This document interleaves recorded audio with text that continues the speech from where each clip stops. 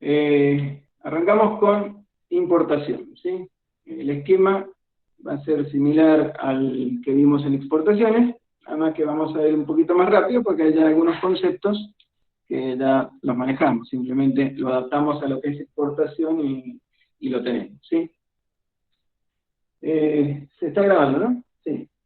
Bueno, arrancamos, ya muy reiterativo, pero creo que a esta altura ya lo manejan y lo conocen. Nuestro pequeño diagrama de flujo que representa una operación de comercio exterior con sus tres canales, el comercial, el logístico y operativo y el financiero. Hoy nos vamos a situar en el logístico y operativo, del lado de azul, ¿sí? Del lado del importado. Vamos a ver el tema de importación. Seguimos escenas del capítulo anterior, refrescamos qué es una importación y una exportación. Ya vimos territorio aduanero, entonces ya más que claro lo tenemos, que es toda introducción, en este caso, a un territorio aduanero, es lo que llamamos una importación. Entonces, toda introducción al territorio implica que se activen todos los controles, la participación de la aduana y demás, ¿sí? También definimos el concepto de mercadería, que ya hemos aclarado que no es muy feliz el código para hacerlo. Por consiguiente, arrancamos ya con lo que es una importación, ¿sí? Decía que el esquema va a ser similar a lo que vimos en el caso de exportación. Y arrancamos justamente con esta clasificación que desde el punto de vista normativo se da, de las estadísticas, de los informes y demás, en los grandes grupos que se analizan a la hora de hablar de una importación. Fíjense que difieren de los dos que veamos en el caso de exportación. En este caso podemos hablar, y la normativa a veces se refiere a algún grupo de estos, si bien hemos explicado que la normativa en general cuando habla de regímenes especiales y demás, o algunas facilidades, siempre hay un anexo en donde tienen todas las posiciones arancelarias que están incluidas en el beneficio o en la normativa. Por consiguiente, más allá de que por ahí la normativa hable de algún tipo de productos en particular, un grupo de productos, siempre, para estar seguros, tienen que ir a la letra chica de la normativa y buscar si la posición arancelaria de su producto está dentro de esa normativa, ¿sí? Siempre hay que tener esa precaución. No obstante, a grandes rasgos, tenemos estos tres grandes grupos de productos, ¿no? Cuando hablamos de importación: bienes de consumo, materias primas e insumos, y bienes de capital. Bienes de consumo son todos aquellos bienes que en general ingresan al país con miras a ser comercializados con muy poco grado de transformación. Una taza, una impresora, cualquier adorno, es decir, cualquier tipo de producto que teóricamente se supone que se va a comercializar en el mismo estado en que está ingresando, ¿sí? Bienes de capital en el otro extremo, ya lo conocen, son las inversiones, una maquinaria, un auto, todo lo que hace a la inversión en la empresa, y materias primas e insumos son los bienes intermedios. Realmente son aquellos insumos y aquellos elementos de los cuales se nutre la industria para generar bienes de consumo en el mercado local. Entonces, estos son los tres grandes grupos. Cuando analicen estadísticas, nosotros vemos por el lado de las exportaciones principalmente, pero bien ustedes pueden hacerlo por el lado de las importaciones. Si lo analizamos en un contexto macro, en cuanto a la composición de las importaciones, si bienes de consumo es un valor alto, bueno, enseña que se está importando productos para comercializar en el mismo país. No aporta mucho a la macro o al desarrollo del país en general, ¿sí? Entonces siempre el acento se pone en ver cuánto es lo que representa bienes de capital y materias primas e insumos, porque eso sí teóricamente genera un valor agregado en la industrialización de la empresa local, que a futuro uno espera que produzca más y a futuro que venga, ¿no? Entonces, analizando la macro, los bienes de consumo o las importaciones de bienes de consumo siempre están del lado del gobierno mal mirados, ¿no? Porque estamos comprando afuera. Entonces, realmente las trabas, primeras trabas, como quieran llamarse, trabas, prohibiciones, autorizaciones o cepo, apuntan siempre en primer lugar a estos tipos de bienes, ¿sí? Por el lado de las destinaciones, nosotros ya conocemos este concepto de destinación, que es contarle a la aduana cuál es el tipo de operación que voy a hacer, es decir, cuál es la intención mía respecto de la mercadería, cuando me la deje ingresar. Las dos grandes divisiones que conocíamos son las destinaciones definitivas y las destinaciones suspensivas, siendo las definitivas aquellas en las cuales la intención del importador es que la mercadería permanezca en el territorio aduanero, es decir, acá en Argentina, hasta su comercialización, uso, destrucción o lo que sea, ¿sí? Mientras que la suspensiva, recuerden, es una autorización provisoria, se puede decir, para que la mercadería ingrese por alguna razón en especial y por un plazo en especial, es un plazo acotado, pero esa mercadería tiene que salir dentro de ese plazo. ¿Estamos? Eso lo hemos visto. Las definitivas son las que generan realmente los efectos cambiarios y impositivos y aduaneros, desde el punto de vista de los impuestos que hemos visto. La suspensiva justamente queda esto en suspenso, pero no hay obligaciones en principio, ¿no? Si hay gravámenes de importación se garantizan, pero no se pagan, porque recuerden que la mercadería va a salir, y no hay ningún derecho cambiario para girar divisa al exterior, porque no hay una vez. ¿Está claro? Y agregamos una, fíjense, que es esta que llamamos de oficio. Está ahí, los números, como ya saben, referenciamos al código aduanero, ¿sí? Después la ley en particular. Sobre esta miofilmina vamos a ir explicando la casuística que les he puesto acá. Hay otras más, sobre todo en las suspensivas. Recuerden que en las suspensivas siempre hay un motivo y un plazo y una posición arancelaria que está autorizada para utilizar. No todas pueden utilizar todo el menú que tiene la aduana, ¿no? Por el lado de las definitivas, he puesto estas dos. La más común, la clásica, la que en cualquier contrato de compraventa lo van a encontrar, es lo que llamamos la destinación definitiva de importación a consumo. Esta es la destinación en donde el comprador de la mercadería está acá en Argentina y la intención es justamente ha comprado esa mercadería en firme, por consiguiente la quiere ingresar para, como decíamos recién, hacer uso de ella. Venderla, comercializarla, fraccionarla, regalarla, o lo que quiera. Y les he agregado esta, fíjense, que es lo que se llama despacho directo a plaza o ex forzoso. Antes se le llamaba forzoso. ¿Qué es esto de despacho directo a plaza? También es una destinación definitiva de importación a consumo. Pero esta particularidad de este régimen plantea una especie de fast track, es decir, un trámite rápido. Es decir, este tipo de destinación está pensada para cuando la mercadería tiene un tratamiento delicado, un tratamiento costoso. Piensen en mercadería que viene en un contenedor refrigerado, no puede pasarse 2 o 3 días en la aduana a la espera del control que le haya tocado.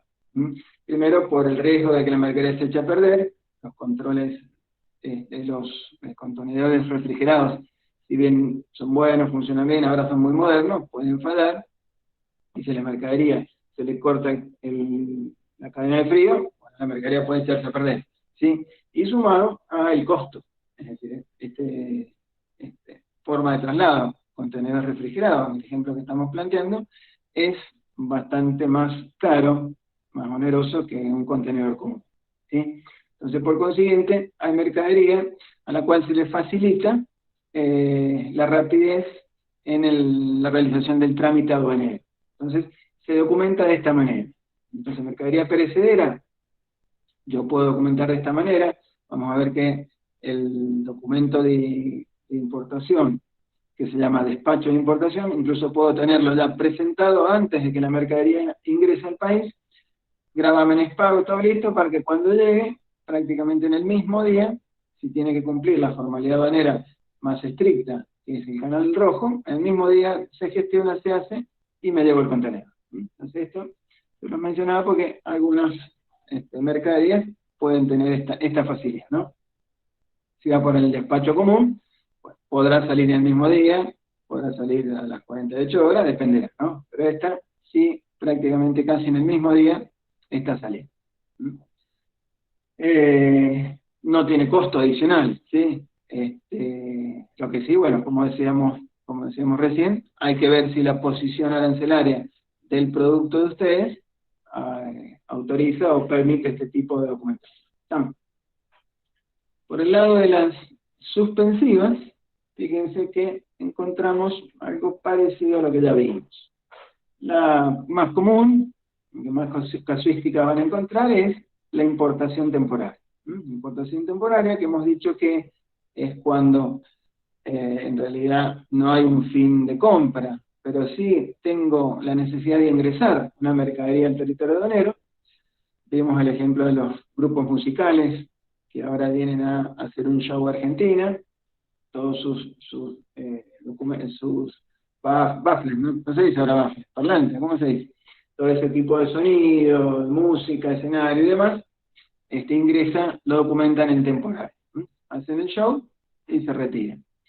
Si nosotros arreglamos alguna máquina, por ejemplo, cuando ingresamos esa máquina para ser arreglada del exterior, la arreglamos, documentamos como importación temporaria y la enviamos al exterior. Ahí recuerden, habíamos dicho que también puede darse más de una operación dentro de la misma operación, más de una destinación, perdón.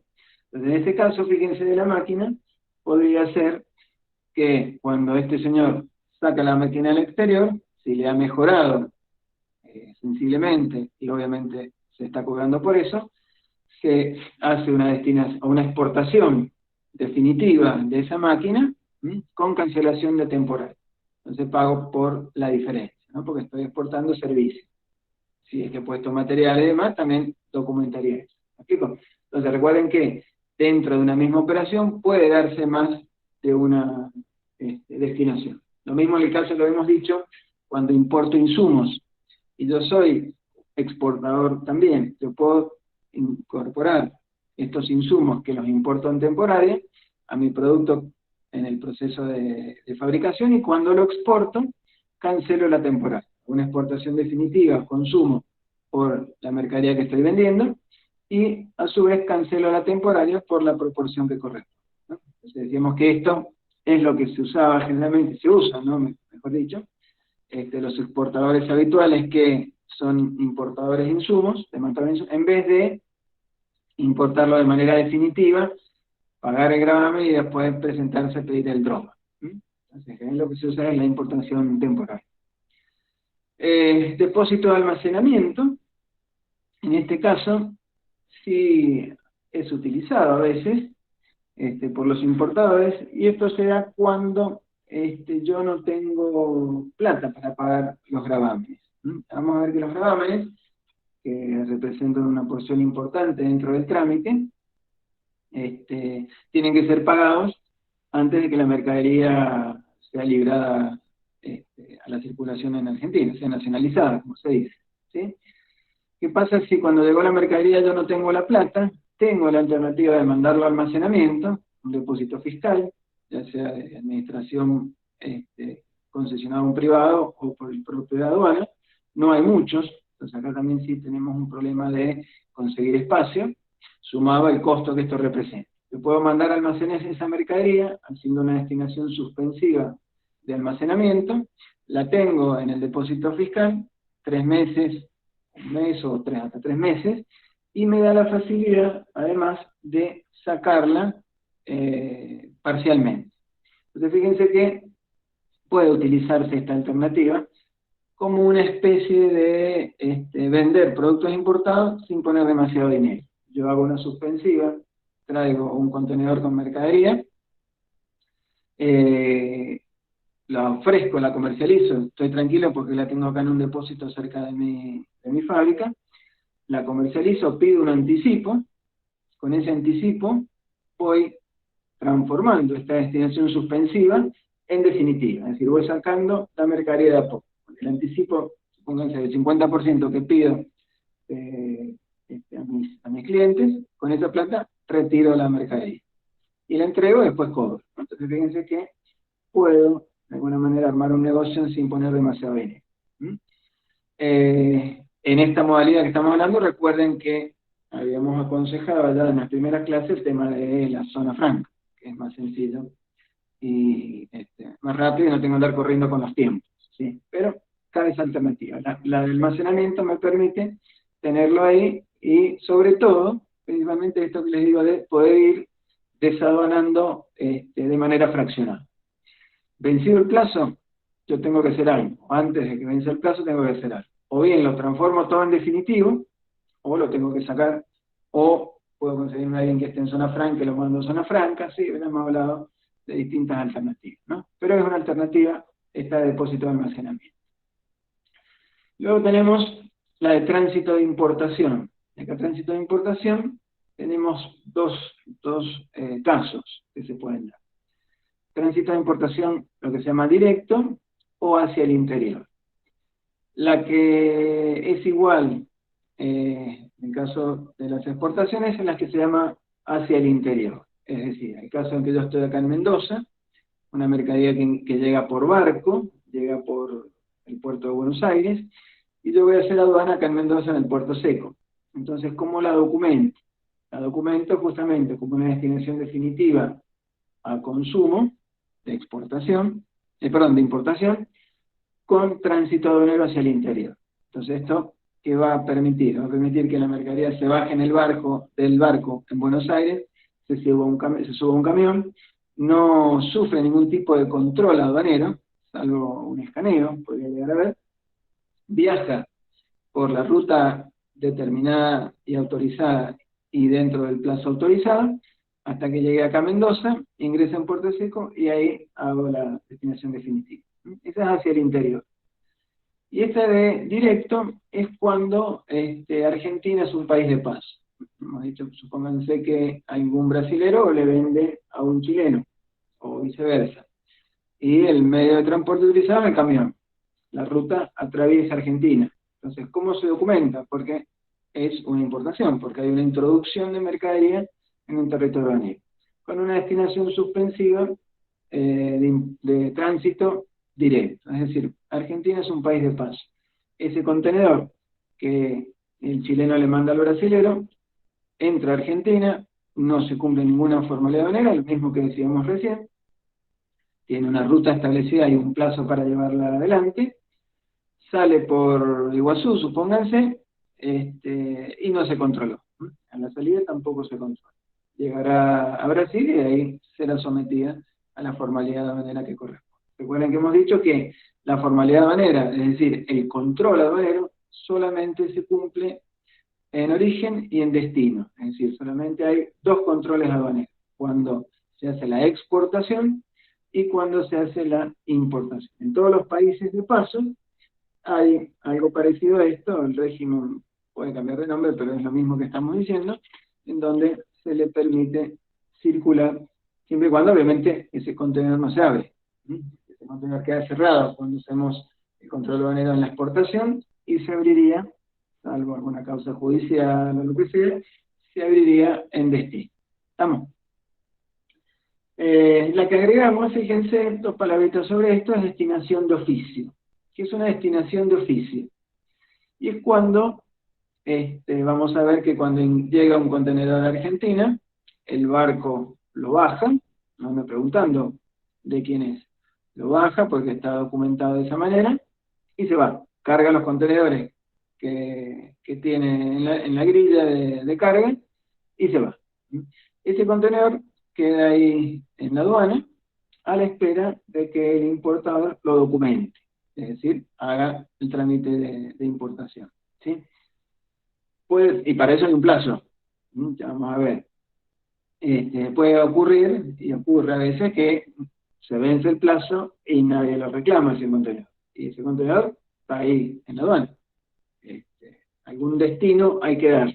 Entonces este procedimiento que está planeado en el mismo código, que es hacer una destinación de oficio. Es decir, la misma aduana abre el contenedor, por lo cual hay todo un procedimiento. Haciéndolo corto, una vez que la mercadería, ya habiendo llegado en Argentina, está en el sistema, se cumple la cantidad de días que tengo yo para destinar, es decir, para presentar la destinación, que son, vamos a ver que son 15 días, ese contenedor legalmente entra en lo que se llama enrezago. Una vez que entra en rezago, se activa el procedimiento que estamos mencionando. Se publican edictos en el boletín oficial, con letra muy chiquitita, que muy seguramente nadie lo lee, en donde lo que se pone, si ustedes por ahí lo buscan, es el número del contenedor. ¿Sí? Vencido ese plazo, nadie aparece, esa mercadería entra en el procedimiento de remate. Entonces, se abre el contenedor, se hace una toma de contenido de oficio, justamente, la aduana abre el contenedor y ve lo que hay. Si es mercadería prohibida, la cierra el contenedor y la despacha al remitente, es decir, al quien la mandó. La subimos al primer barco que pase y la mandamos para de donde venía. Si es mercadería comercializable y es perecedera, la aduana está autorizada a saltarse el remate y directamente apropiarse de esa mercadería y, bueno, donarla y demás. Entonces, comida, también si son productos de primera necesidad, la aduana lo puede hacer. Si es, pónganse paquetes de harina, arroz y demás, no puede directamente apropiárselo y mandarlo a los comedores, lo que sea, ¿no? Hacer con esa mercadería lo que tenga definido. Si es mercadería comercializable pero no perecedera, no de primera necesidad, va a los remates del lugar. Y a veces ustedes saben, la mercadería se va desvalorizando, se pierde, se rompe, se estropea y llega muy poco a los remates, efectivamente, pues no todos los días hay remate, ¿no? Pero esa mercadería ya va a remate. Fíjense que hasta el mismo día del remate, quien era el propietario de esta mercadería, es decir, está con el consignatario, es decir, a quien venía consignada esta mercadería, puede presentarse en el remate y decir, esa mercadería es mía, es decir, hacer la destinación. Y se lleva la mercadería. Por supuesto, tiene que pagar los recargos, tiene que pagar los gastos, intereses, multas y demás, que en general es mucho más gravoso que hacer abandono de la mercadería, dejar que la mercadería sea rematada por la aduana. A veces, yo no lo he visto, pero sí, por lo menos de charlas de café, los despachantes o abogados que recomiendan. Y en vez de presentarse y hacer la destinación como corresponde además, comprarla en el remate, ¿no? Con un palo blanco, no en la misma persona. Si buscar un tercero que vaya y la compre en el remate, que siempre sale a valores más de moneda de remate, ¿sí? Por supuesto, bueno, hay que ver los plazos y demás, ¿no? Pero la cosa es que lo que les quería aclarar que tuviesen, para que lo sepan, es que la aduana que hace, remató, con la plata que saca, se cobran los gravámenes, los gastos y demás, y si faltase plata, que es lo más seguro, conforme a lo que realmente debería haberse pagado, cabe la posibilidad de que abra una causa contra el consignatario. Es decir, quien figura en el documento de transporte a quien va destinada la mercadería. Por consiguiente, lo ato con lo que hablábamos en las primeras clases, cuidado con los prestanombres. Es decir, si ustedes figuraban consignados ahí y si se abandona esa mercadería y demás, cabe la posibilidad de que la aduana venga y le cobre lo que no pudo resarcirse del remate. No lo he visto yo muchas veces, hay muy pocos casos, pero la posibilidad está. Eso es lo que quería que les quede en claro. Atándolo con lo primero vimos, vuelvo a reiterarlo, porque eso sí a veces lo he visto, cuidado con prestar el nombre. En estas cosas hay responsabilidades muy importantes que justamente hay que tener cuidado, ¿no? O por lo menos saber en qué se están metiendo. Consolidar o desconsolidar son las operaciones de llenado y vaciado del contenedor. Es decir, un contenedor, acá como vemos en la foto, la operación de consolidación es el llenado del contenedor de aduana cerrado y precintado. Esa consolidación o desconsolidación, es decir, la apertura en destino, la hace el exportador al importador si es que contrata todo un contenedor.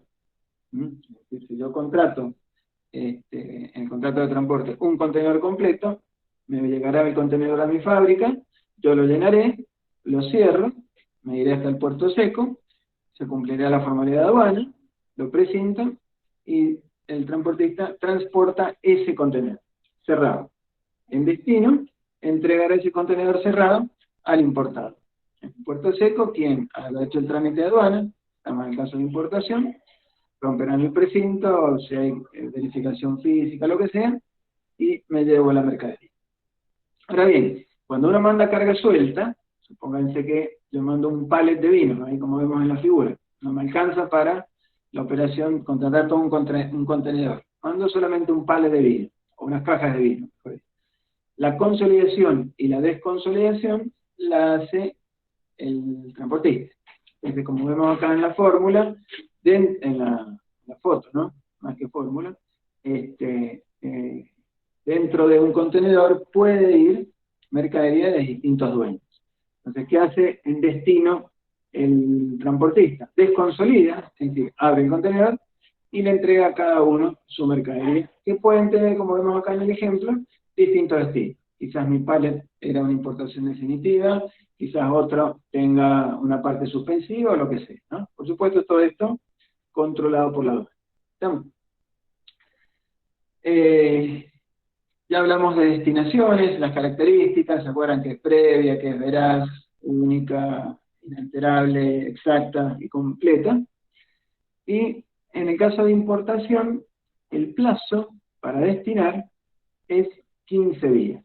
Es decir, lo voy siempre mechando con exportación para que ustedes vayan comparando. ¿Se acuerdan qué plazo teníamos para sacar la mercadería del país una vez que yo hice la oficialización, en caso de exportaciones? ¿Alguno se acuerda? Empieza con 3 y termina con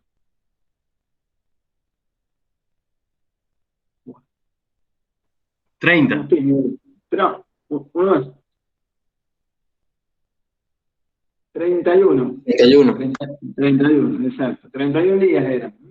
Entonces, como decíamos que era un plazo superior a 30 días, se contaban, o se cuentan, mejor dicho, corridos. En este caso el plazo es de 15 días. Como es un plazo inferior a los 30 días, ¿cómo contamos este plazo? Hábiles. Es decir, 15 días son prácticamente unas 3 semanas, sin contar sábado y domingo. Entonces tengo 15 días. ¿Y cuál es el momento acá? En el caso de la exportación, oficializaba y empezaba a correr el reloj para contar estos 31 días. En el caso de la importación, cuando llega la mercadería, ya cuando figura en el sistema, que puede ser el mismo día del arribo efectivo o un día después, a veces se carga, eso es como lo hace el transportista, vía su agente de transporte aduanero, cómo lo carga en el sistema. Quizás ya figura hoy cargado y el buque llega a las 4 de la mañana, es decir, el día de mañana. O quizás hoy llegó a las 12 y en el sistema va a aparecer a las 2:30 de la noche, ya se cuenta el otro día, ¿no? Definitivo, desde la fecha del arribo del medio de transporte, pero como digo, desde el punto de vista operativo, cuando figura ahí en el sitio. A partir de ahí tengo 15 días para hacer la destinación. Sí, ¿cómo se hace la destinación? De la misma manera que nosotros vimos exportación. Se oficializa. Me apropio de ese número del contenedor y el sistema ya lo cruza cuando yo presento la destinación. El artículo 221 les pongo acá abajo, una particularidad que ya cada vez se usa menos, pero en su momento, en algún momento era importante. Es lo que se llama ignorando contenido. ¿Qué es esto? Cabe la posibilidad de que yo justamente no esté seguro qué es lo que viene dentro del contenedor. ya sea por el tipo de mercadería, ya sea la cantidad, las características, lo que sea, ¿no? Cabe la posibilidad que yo no estoy seguro. Y como recién lo refrescamos, tengo que hacer la destinación, que es previa a ver la mercadería, es veraz, tiene que estoy diciendo es verdad lo que estoy diciendo, es completa, exacta y demás, ¿no? Entonces, ¿qué pasa cuando yo no estoy seguro? ¿Qué es lo que viene ahí? No quiero meter la pata. Y tengo esta posibilidad de lo que se llama invocar la cláusula ignorando contenido. Entonces, ¿qué significa esto? Y le digo a la FIP que no sé lo que hay ahí, que me deje abrir el contenedor, una vez que yo revise qué es lo que hay, le hago la destinación correcta. Esto debe pedirse dentro de los primeros 10 días de estos 15 que hablamos. Entonces, en el lapso siguiente, se coordinará con la aduana abrir ese contenedor, por supuesto, en un recinto aduanero, una zona primaria, un depósito, donde sea, y con control aduanero, ¿no? Eso sería muy sencillo. Bueno, abro, veo qué es lo que hay, y después puedo declarar una cosa u otra. Hago la toma de contenido, que se llama, y después presento la destinación. En ese caso, fíjense, tengo una extensión del plazo hasta 25 días, es decir, 10 días más después de los 15 para hacer la presentación. Entonces, tengo que tener en cuenta esta situación. Días hábiles, como dijimos ya recién, judicial. Bueno, no judicial, sino hábiles. Hábiles operativos de la aduana, no judiciales. ¿Estamos?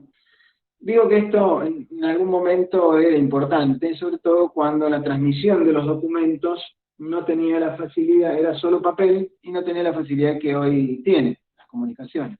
Entonces, ¿qué podía pasar? Y que yo tenía las conversaciones, algún borrador y demás, pero la factura o el documento de transporte en la mano no lo tengo, papel no lo tengo todavía. Y ya me llegó el contenedor y se me vence el plazo, entonces para no meter la pata podía hacer esto. Hoy, en donde, como ya comentamos cuando vimos en Conter, que la documentación se puede transmitir hasta un simple WhatsApp, casi ya no pasa. Estoy completamente seguro de lo que viene de adentro. Además, la comunicación fluida con quien me está vendiendo también. No hace falta ni un mail, ni un WhatsApp o cualquier otro medio electrónico, yo estoy conectado con quien me está vendiendo, ¿no? Entonces, como digo, esto en su momento, cuando la comunicación no era tan fluida y todos nos manejábamos con papel, tenía mucha importancia. Hoy por hoy ya está quedando como una antigüedad, ¿sí? Bien, acá lo vamos a pasar rápido, pero estos son los distintos momentos en que la destinación de importación va pasando. Así como veíamos en exportación, que en el sistema yo puedo ir siguiendo la operación, en este caso igual. Arriba, bueno, ya lo comentamos, es cuando ya figura en el sistema que la mercadería llegó. Permanencia cuando ya ha sido bajada y está autorizado para hacer el trámite. Descarga cuando ya la mercadería está a la espera. Y después, bueno, si lo mando a depósito, pasa a depósito provisorio de importación, ¿sí? Bueno, ahí lo van a tener, lo paso rápido, pero ahí lo van a tener los artículos para que después lo lean más tranquilo, ¿sí? Una vez oficializado, tengo que presentar la documentación a la aduana, físicamente. En este caso, es un sobre naranja. En la exportación decíamos que era un sobre verde, en este caso un sobre naranja. En el sobre naranja que por afuera es el mismo documento aduanero. ¿Y qué va ahí adentro? Lo mismo que hemos comentado, es decir, va una copia de la oficialización que hemos hecho, del despacho de importación, el documento de transporte, el packing list, y esto realmente siempre va. Luego, si yo he tenido que pagar el flete o la base tiene algún ajuste y demás, va el recibo de pago del flete, porque vamos a ver lo que desde el punto de vista aduanero, el CIF es el punto de partida para el cálculo de los gravámenes. Entonces yo le tengo que demostrar a la aduana cómo armo ese CIF, cómo lo documento, y a partir de el despacho aduanero, hay que ver qué es lo que está ahí declarado, y después adjuntándole cuál es el costo del flete, cuál es el costo del seguro, ¿no? Bueno, certificados sí fuesen necesarios, y algunas que otras autorizaciones y demás, ¿sí? Certificado de origen, por ejemplo, si yo estoy aprovechando una ventaja arancelaria, vía Mercosur, por ejemplo, tengo que justificar que esa mercadería ha sido fabricada en el Mercosur, ¿sí? El sanitario, o algún otro, pero el sanitario va a una copia. Esto es importante, por ahí no sé si lo vieron con el profe, a la hora de negociar los documentos. Cuando yo abro una carta de crédito, o cuando vea en una carta de crédito que tengo que cumplir, que me exigen el certificado sanitario en original, esos hay que aclararlo antes de empezar porque es imposible de cumplimiento, porque el certificado sanitario original viaja con la mercadería. Es el documento que se controla para que la mercadería pueda cruzar frontera, obviamente. Entonces, tendría que permitirme la carta de crédito o las condiciones para el cobro de una operación, la entrega de los documentos, algunos en original, pero este en particular tendría que ser una copia, porque nunca voy a tener el sanitario a tiempo para retirar la mercadería. ¿Está claro? Bien. Bueno, el documento de transporte es lo que llamamos despacho de importación. Despacho de importación que lo llena el despachante en el sistema informático Malvina, en donde lo llena en su oficina con el aplicativo. Cuando aprieta la tecla y lo manda, ahí está oficializado. Ahora bien, en el caso de importaciones, tenemos en algunos casos, le hace casi la mayoría hoy, una autorización previa. Es decir, este es el famoso, una forma, hablamos recién del famoso C. Es decir, hoy existen lo que se llaman las CIMI, en donde yo tengo que hacer una especie de proforma de esta oficialización, ¿sí? En donde la envío al sistema, y recién podré hacer la oficialización cuando el sistema me lo autorice. O las famosas DEJAI que eran antes, declaraciones juradas anticipadas de importación. Muchas posiciones arancelarias llevaban DEJAI y hoy llevan CIMI. Es decir, yo le digo a la aduana que voy a importar esto. Ese sería el fundamento. Entonces la aduana lo controla, ve en realidad si corresponde o no corresponde, bajo su criterio, y lo autoriza. Si la aduana no lo autoriza, no puedo oficializar. Entonces acá tenemos un cepo, porque ¿qué ocurre? La aduana autorizando, regulando la autorización o no, está regulando el flujo de importación. Yo no autorizo nada, cerré la economía, no entra ni un producto. ¿Está claro? Entonces ya dependemos de un paso posterior, que es que la aduana me lo autorice. Es el famoso cepo. Famoso en que en su momento fue bastante discutido y polémico y ambiguo. Fíjense que en cierta época cuando surgió el cepo fuerte, importante, era 2011 más o menos, en donde estaba la Secretaría de Industria y Comercio Moreno, bueno, no se autorizaba nada. Hay gente que aún a hoy jamás le autorizaron la importación. Y mercadería que se pierde. Y digo que es ambigua esta autorización porque es caldo de corrupción. Es decir, clientes míos, creo que lo he contado, no siempre lo cuento, clientes míos recibían llamados de Buenos Aires diciéndole que, bueno, se podría destrabar, pero bueno, había que hacer algunos arreglos, ¿no? Arreglos color verde. Algunos sé que lo hizo y mágicamente 24 o 48 horas se destrababa. Entonces, bueno, siempre todo este tipo de controles y cosas es caldo de cultivo, es decir, cuando, lo hablamos cuando vemos nomenclatura, cuando la normativa no es clara, se generan muchos grises, y si descansa en la ambigüedad o en la decisión del aduanero a la hora de aplicar la normativa, bueno, eso es caldo de corrupción. Lo mejor es una forma de justamente combatir la corrupción, son normas claras, reglas claras del juego, a los cuales deban atenerse las dos partes, tanto exportador e importador como el aduanero, que no tengan margen de decisión o de discrecionalidad, ¿no? Porque ahí suele ser caldo de cultivo. Bueno, con esto pasa, ¿no? Entonces, el famoso cepo viene por este lado. Es decir, ¿está prohibida la importación? No, se puede importar lo que ustedes quieran. Ahora, el Estado te tiene que dar el ok o luz verde primero. Entonces está prohibida la exportación de muchos productos y sí, lo van manejando. Ahora no está tanto como en esa época, pero sigue estando, ¿no? Sigue estando. Bueno, el documento ya lo hemos visto, es el mismo. Decíamos que, esto también, fíjense, es importante para que lo tengan en cuenta. Cuando yo tengo que retirar la mercadería, tengo que presentar, como vimos, toda la documentación. ¿Qué pasa si yo no tengo la documentación? O alguna no la tengo. Me urge retirar el contenedor, me urge hacer el trámite. Entonces, en el caso de importación, cabe la posibilidad de garantizar. Es decir, yo presento una garantía ante la aduana y me permiten hacer la operación sin haber presentado ese formulario o ese documento. Fíjense, por ejemplo, acá les pongo algunos casos. El documento de transporte, esto es raro porque lo tengo, obviamente. La factura, yo también la puedo documentar. Los certificados. Ahora, fíjense que acá sí los aclaro de nuevo. El certificado sanitario, ese no se puede garantizar, obviamente. Si yo no aporto el certificado sanitario, en realidad, como decíamos recién, la mercadería no cruza frontera. No puedo dejar pasar una mercadería si es dudoso, si tiene alguna plaga, lo que sea, ¿no? Los otros sí se pueden garantizar, se hace una caución aduanera, es decir, un banco al cual le pago y presento esa caución y me permiten hacer la operación. Una vez que consigo ese documento, voy a la aduana y me entregan la caución. Y esto es dificultoso, eso demora mucho.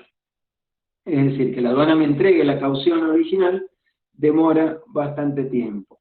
Entonces, ¿qué ocurre? El banco, mientras yo no le debe la caución original que firmó, esto es una especie de pagaré, pero no es un pagaré, me va a seguir cobrando las comisiones. Entonces hay veces que por un atraso de una semana hay que sacar cuenta, y si no necesito la mercadería me conviene mandarla al almacén, hay que sacar una caución, porque después el banco me va a estar cobrando un año hasta que yo recobre la caución original, ¿no? Esto con la informatización se está puliendo, pero todavía hay muchos atrasos. Entonces, en concreto, sepan que la documentación se puede garantizar y yo puedo hacerme de la mercadería, es decir, terminar el trámite aduanero, si es que alguna me falta, ¿no? Por lo cual esto tiene su costo. Verificaciones, recuerden, ya lo hemos visto también los distintos canales, pero acá agregamos uno. Teníamos nosotros el verde, en donde prácticamente no se verificaba nada, es decir, se le tocó canal verde, y le toca canal naranja, aparte de no tocarle nada, sí, y de la documentación que he presentado, por lo menos se controla la consistencia y que esté toda, ¿sí? Y el canal rojo, recuerden, es el canal en donde, además de la documentación y su coherencia, se controla físicamente la mercadería. Y agregamos el canal rojo valor, o por ahí lo van a encontrar como canal morado, en algunos libros más viejos. ¿Qué es esto del rojo valor? Es cuando la aduana observa, es decir, le parece sospechoso, el valor de la mercadería, el valor que yo he declarado. Entonces la aduana tiene lo que se llaman valores criterio, es decir, el valor criterio es un rango de precio que tiene la aduana sobre determinada posición arancelaria.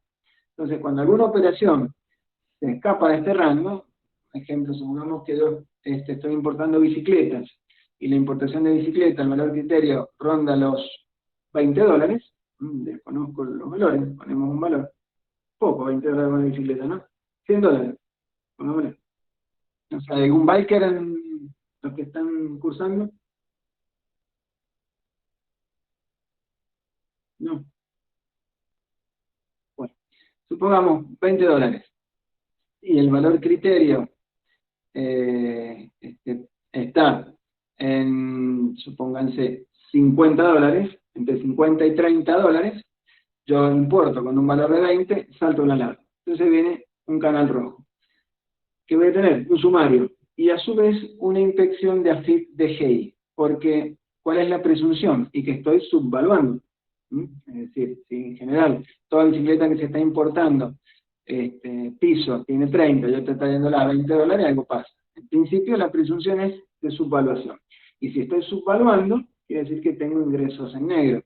Por consiguiente, me abren una inspección AFIP, me piden el libro de IVA, la facturación y demás, a ver, a pescarle a ver dónde está la cosa, ¿no? Entonces, por eso a veces, fíjense, esto los asesora el despachante, y les dice, mira, en algunos productos se sabe cuál es el valor, y dice, bueno, mira, tu factura dice 100, pero pongámosle un poquito más porque el valor criterio está, o el mismo ejemplo que estábamos poniendo, pongámosle 30 y paguemos sobre 30 para no tener problema, ¿no? Entonces esto es lo que se llama esta control adicional, cuando se sospecha subvaluación, que llamamos rojo valor, ¿sí?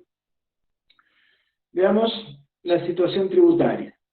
Ya metiéndonos en lo que hace a gravámenes, también vemos estos grandes temas: hecho imponible, momento imponible, base imponible, tipo de cambio y alícuotas. Hecho imponible, la destinación definitiva a consumo. Son las que hemos dicho que generan las obligaciones impositivas, es decir, pagar los gravámenes en tiempo y forma. Cambiarias, en este caso, más que una obligación, un derecho, que voy a tener el derecho de poder girar divisas al exterior para poder pagarle a mi proveedor y los servicios adicionales, como es decir, contratar el transporte, el seguro, lo que sea, voy a tener esa posibilidad. El momento imponible, la oficialización, es decir, el momento en que, fecha en que se presentó la operación ante la aduana de manera informática, queda sellada la suerte de la operación, ¿no? El gravamen que va a pagar, si mañana, hoy oficialicé, y mañana lo sacaron el gravamen, lo subieron, lo bajaron, yo pagaré conforme a cómo quedó mi operación. Entonces el momento es la oficialización. La base imponible en este caso es CIF, costo, seguro y flete, es decir, punto donde ingresa al país. Es importante conocerlo para justamente por ahí uno puede hacer un ajuste. Por ejemplo, es común, si la mercadería ingresó por Buenos Aires y el flete, y yo compré puesto acá en Mendoza, en el documento de enero yo puedo hacer el ajuste de sacarle la porción de flete seguro interno. No es mucho, al principio no es mucho, pero lo saco de la base imponible y no pago nada sobre eso. Si uno va haciendo estamos en la catarata de impuestos que hay, a la larga puedo tener un ahorro significativo. De todos modos, así sea $1, uno tendría que hacerlo para pagar lo menos posible, ¿no? O de manera correcta, mejor dicho. Entonces hay distintos ajustes, igual que vimos en la exportación, nosotros vamos a ver algunos lados. Tipo de cambio, bueno, mercado cambiario único y libre de cambio, el MUL, que lo conocemos, y el tipo de cambio a la cual se liquidan las importaciones es tipo de cambio vendedor. Y las alícuotas, dependiendo qué tipo de impuesto es y de qué manera. Entonces, bueno, acá lo refrescamos, el hecho imponible, el sujeto imponible, el momento, ¿sí? Lo que hablábamos recién. Vamos a hablar un poquito, ¿cómo vamos a hablar? Bien. Vamos a hablar un poquito de los gravámenes, algunos gravámenes, es decir, cuando vimos exportación, nosotros dijimos que es raro que se graben las exportaciones, al menos de manera masiva, y dentro de esa cabeza está Argentina, ¿no? Argentina, los derechos de exportación los tiene grabados el universo arancelario, muy poquitos están. Si bien, bueno, ahora como vimos en las clases antes, en la clase anterior, muchos están con tasa cero, hay distintos niveles más, pero el régimen es masivo. En el caso de las importaciones, en realidad compartimos con todos los países, ¿sí? Lo que más está grabado son las importaciones. Entonces, en realidad acá no somos la excepción, lo compartimos con el resto. Y hay una batería de gravámenes, hay muchos. Nosotros vamos a ver los más comunes, los que más se aplican y los más importantes, que después los veremos en la casuística. Primero que nada, y por excelencia, está el gravamen que siempre está, es el llamado derecho de importación. El derecho de importación es un gravamen en donde el hecho imponible es la propia importación. Ad valorem específicos son dos formas de calcular. Vamos a ver. Luego tenemos los derechos antidumping no compensatorios, tasa estadística y tasa de comprobación en destino. Vamos a profundizar. El momento volvemos a refrescar el tema del valor imponible en aduana, es este valor CIF. En realidad, base imponible. El valor imponible surge de este CIF más menos los ajustes. ¿Y cuál es el momento? El libramiento a consumo, como dijimos. Es decir, yo, si no pago los gravámenes, no me van a liberar la mercadería para que me la lleve. Libramiento a consumo significa nacionalización, también lo pueden encontrar con esos términos, donde ya la aduana me autoriza que me lleve la mercadería de esta zona primaria, donde esté, para que circule libremente en el país y haga yo lo que quiera, ¿no? La comercialice, la fraccione o lo que sea. Derecho de importación. Fíjense que respecto del derecho de importación, dijimos, obviamente grava la importación para consumo y tiene dos formas de calcularlo. La forma de calcularlo, una es un porcentaje, que es lo que se llama derecho ad valorem, y otra es una cantidad determinada sobre un determinado valor, que es lo que por acá lo tenemos. Bueno, esto lo vamos a pasar rápido, que es lo que ya he comentado relacionado con la base imponible y el momento, sobre todo, ¿sí? Acá lo que estaba diciendo recién. El derecho ad valorem es un porcentaje, que es como generalmente uno consigue en la carga tributaria, ¿no? Cuando uno dice pago el 21% de IVA. Este 1% es un porcentaje sobre esa base imponible o valor imponible. En este caso lo mismo, pago 10% de gravámenes. Bueno, tengo que ver entonces cuál es esa base imponible, cuál es en definitiva el valor imponible que puede coincidir con esa base o no, y sobre eso explicar ese porcentaje. Es lo que realmente uno tiene, ¿no? Cuando vimos el primer caso en el primer módulo, que veíamos preferencia arancelaria y demás, lo vemos con porcentaje. Pero hay otra forma, que es el derecho específico, otra forma de calcular el impuesto, que es ya no sobre el valor de la mercadería, sino sobre la cantidad. El derecho específico es una unidad, es una cantidad en unidades monetarias, dólares, sobre la cantidad. Entonces ya me deja de importar cuál es el valor de la mercadería para importarme la cantidad. Estos, según la normativa, pueden ser únicos, máximos, mínimos o adicionales. Único, está ese solo, pago $2 por caja. Adicional significa que coexiste con un ad valorem, pago $2 por caja más el 5%. Y máximos y mínimos significan que lo que está marcando es el techo o el piso. Es decir, supone siempre la coexistencia de un ad valorem. Entonces, si es máximo, lo que me está marcando es $2 por caja. Más de eso no voy a pagar. Entonces deberé comparar el ad valorem y ver en relación a este específico cuál es mayor. Y de los dos pago el mayor. Y si es mínimo, lo que me marca es el piso. Es decir, el mismo ejercicio que recién, calculamos el específico multiplicado por la cantidad, calculamos el ad valorem conforme a la base, y de los dos, como el específico es mínimo, menos de eso no puedo pagar. De los dos pago el mayor. ¿Me explico? Fíjense acá con un muy sencillo y simple ejemplo, tenemos ahí lo que estamos diciendo, ¿no? Si es único, si es máximo, si es mínimo, o si es complementario o adicional. Hoy por hoy, la normativa solamente, o el esquema impositivo, solamente en nuestra normativa hoy por hoy van a encontrar derechos específicos mínimos. Es decir, no hay ni máximos, ni adicionales, ni únicos, solamente mínimos. Entonces lo que me marca es el piso. Rubros en donde se lo van a encontrar, creo que lo he mencionado, en los textiles, a veces en los electrónicos también pueden encontrar este tipo de documentos, pero no son comunes, sino en el universo arancelario. Pero sí hay algunos rubros que tienen este esquema. Sobre el valor.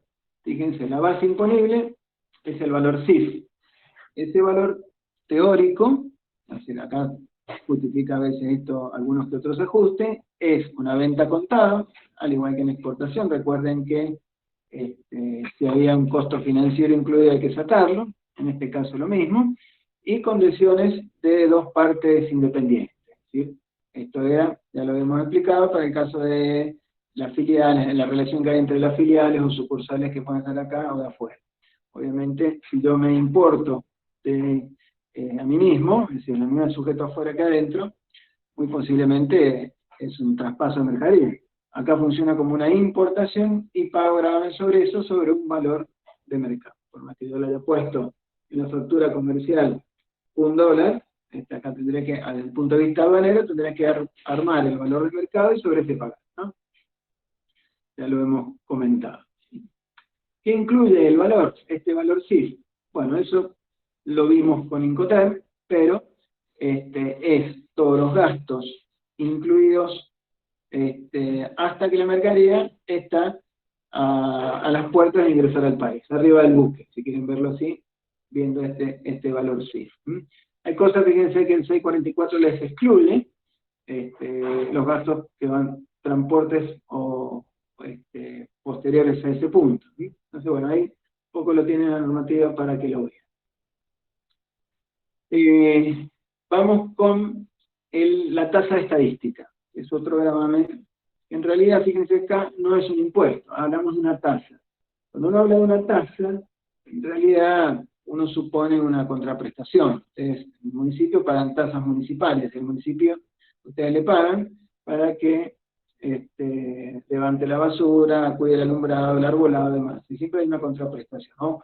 Hay una contraprestación más clara, en el caso de los impuestos. Teóricamente los impuestos vuelven a la comunidad con obras o lo que sea, ¿no? Esto fíjense que en realidad funciona como un impuesto, hay que pagarlo. ¿Y cuál es la contraprestación? Teóricamente es para el mantenimiento del servicio estadístico. Un servicio estadístico relacionado con comercio exterior. Tendrá una parte del presupuesto del INDEC, vendrá del cobro de esta tasa. Así las cosas, una tasa que hay que pagar. Hoy por hoy es el 3%. 3% sobre la base CIF que hablábamos recién. Y tiene distintos rangos y montos máximos, fíjense ahí se los coloco. Esto teóricamente iba a vencer esta modificación, porque la tasa estadística antiguamente o tradicionalmente siempre ha sido el 0,5%, hace muchos años que está en 0,5%. Se han cometido barbaridades. En otra época, fíjense, llegó a estar al 10% y lo pagaban las exportaciones también. Entonces, es una locura. Hoy por hoy, ya hacía muchos años que estaba al 0,5%, el 0,5%, y solamente las importaciones. Esta normativa del año 19 lo cambiaron, fíjense que ahora es el 3%, teóricamente era por 2 años y lo prorrogaron por 1 año más, ahora hasta diciembre del 21, muy seguramente esto va a seguir así.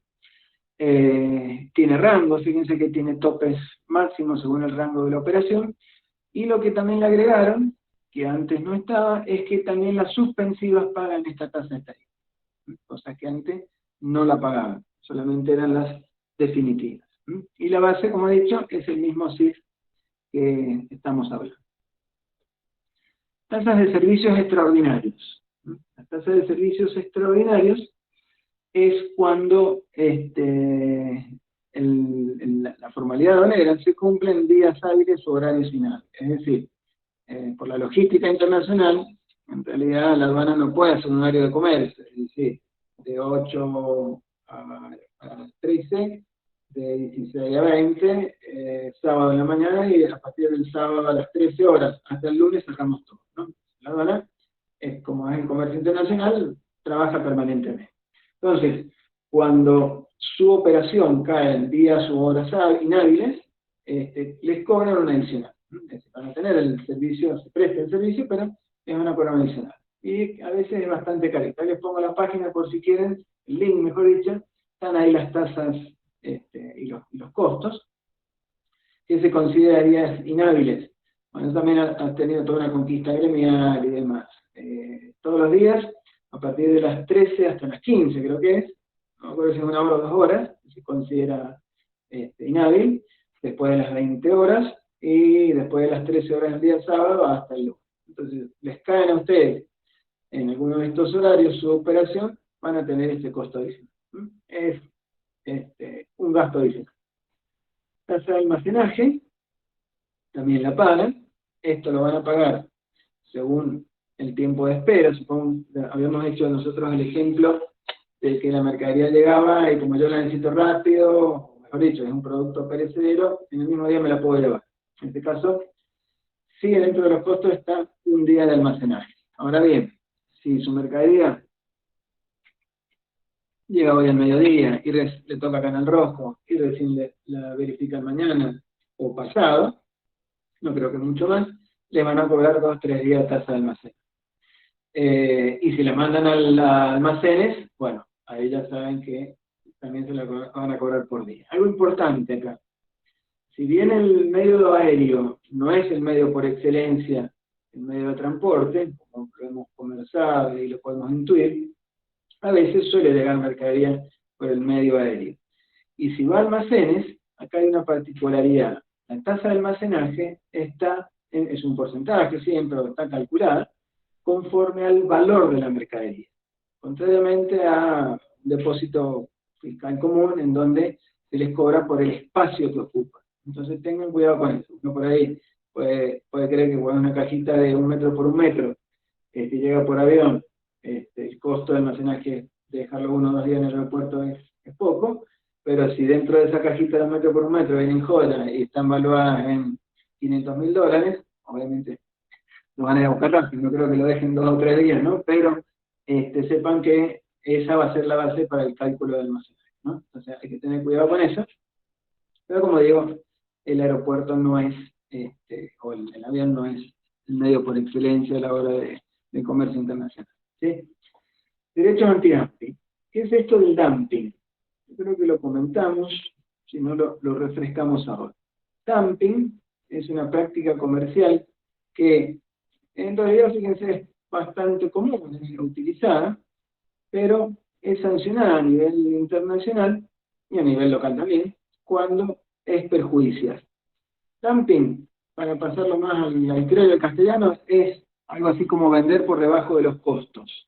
Es decir, mi producto me sale 100, entonces lo vendo a 80. ¿Cuál es el objetivo? Y algún objetivo comercial, ¿no? Alguna política de precios baja. Fíjense que esto en los supermercados a veces lo hacen, no a veces. Generalmente ponen productos ganchos, no sé, el azúcar, el pollo de oferta, el aceite, lo que sea, incluso puede estar por debajo de los costos, para justamente atraer clientes, ¿no? Entonces, como digo, es una práctica esto de vender por debajo de los costos, es una práctica, o puede ser una práctica utilizada desde el punto de vista de la estrategia comercial de una empresa. En comercio internacional, ¿qué ocurre? ¿Cuándo se da el dumping? Cuando el producto llega a destino a un precio inferior al que tiene en origen. Entonces, en ese caso se considera, desde el punto de vista objetivo, que hay dumping. El aceite de oliva español, en España, en un supermercado de España, está a, vamos a poner una cifra, no sé cuánto, pero supongamos $5 el litro de aceite. Acá, puesto en el puerto de Buenos Aires, con todos los gravamen, CIF Buenos Aires, está a $2, o llega a $2. Entonces ahí se presume en principio que hay dumping. Ahora, ¿cuándo se sanciona?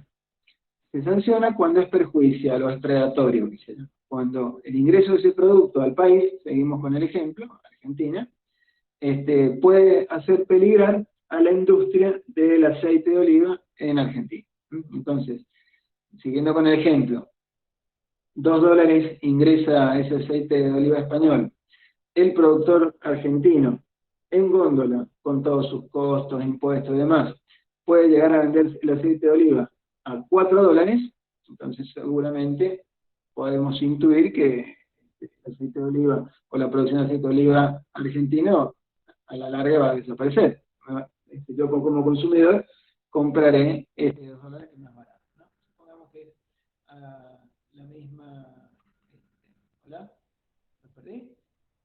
¿Hola? No me escucho yo. Ahí sí. ¿Se escucha, no? Ay, sí, profe. Ahora sí, profe. Creo que se cortó. Y me perdí, se me cortó la cabeza. Estaba con el aceite de oliva. Decía entonces que en el caso este que estamos planteando, entonces yo puedo hacer un reclamo ante la Organización Mundial de Comercio y plantear esta situación. Entonces, si es autorizado, se coloca un gravamen de equiparación o antidumping al aceite de oliva para que no cause un perjuicio al producto local. Siguiendo con el ejemplo que estamos planteando, si llegaba a $2 el litro y acá se podía vender a $4 el nacional, podríamos poner un antidumping de $2 para que se equipare el precio. ¿Estamos? Pero esto no lo puede hacer el país unilateralmente, tiene que hacer un reclamo ante la OMC. Y si lo ganamos, bueno, ahí sí podremos hacerlo. Recuerden que nosotros pertenecemos a la OMC, nos debemos a la OMC, tenemos que cumplir todo lo que la OMC dispone. ¿Sí?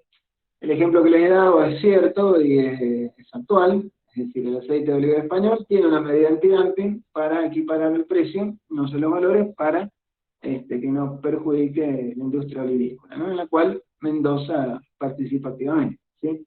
Bien, es un gravamen adicional. Tasa de comprobación en destino se llama.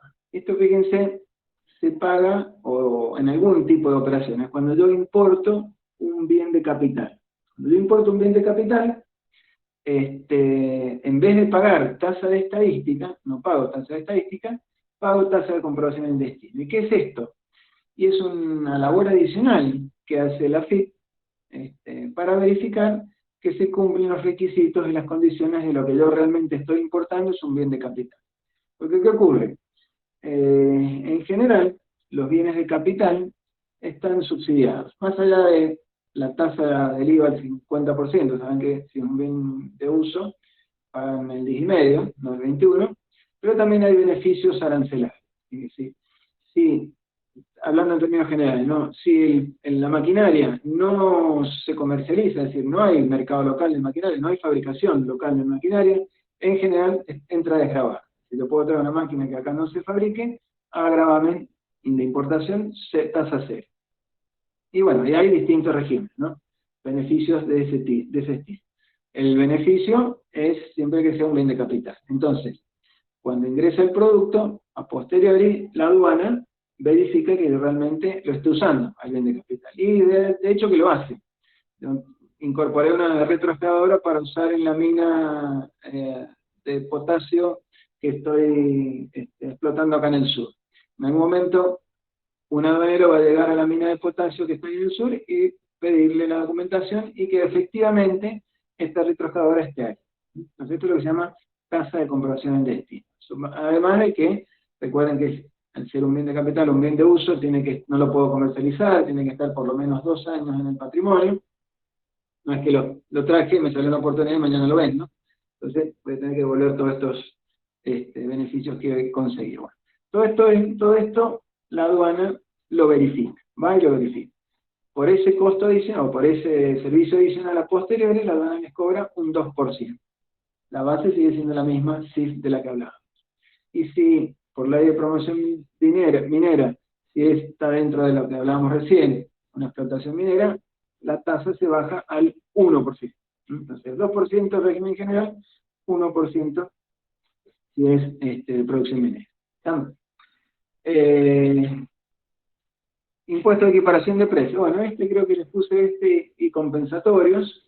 Son el mismo concepto en su versión local de los antidumping. Es decir, cuando el Estado considera que un producto está ingresando con un valor que pueda llegar a, ya sea causar desabastecimiento o destruir la industria local o lo que sea, puede poner un gravamen adicional. Estos por ahí, si bien están en la normativa, no se utilizan por los compromisos internacionales que hablamos recién, es decir, que tenemos que tener autorización para poder hacer. Pero en otras épocas se utilizaba, con azúcar se utilizó esto en la década del 60, ¿no? No el compensatorio, sino el de equiparación de precios. ¡Buah! ¿Dudas?